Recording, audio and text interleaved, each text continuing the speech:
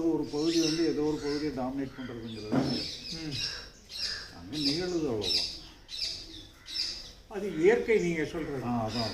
இப்போ நான் கேட்குறது சூட்சும உடல் வந்து இந்த பகுதியில் நம்ம கண்ட்ரோலில் வந்ததுன்னா இந்த மாதிரி நடக்குமா அப்படிங்கிறது கேள்வி. இப்போ நம்ம கிளாஸ் நடக்கிறோம், தியானங்கள், இந்த தியானங்கள் நடக்கிறோம். இந்த மாதிரி நடந்ததுன்னா நமக்கு ஒரு 100 பேர் இந்த மாதிரி ஒரு 11 பரிமாணங்கள் ஈக்குவலாக வந்துவிட்டால் 11 பேருக்கும் இந்த சூட்சும உடலின் பகுதி சரியாக விட்டால் அவங்களே மனதின் பகுதி எப்படி இருக்கும் அப்படிங்கிறது கேள்வி. இப்போ இதெல்லாம் வந்து என்னங்கன்னா டெக்னிக்கல் ஆஸ்பெக்ட். அது இப்போ நான் சொல்கிறது என்னன்னு கேட்டிங்கன்னா ஹேப்பனிங் ஆஸ்பெக்டை நீங்கள் பாருங்கன்னு சொல்கிறேன். ஹேப்பனிங் ஆஸ்பெக்டை பார்க்குறதுக்கு நமக்கு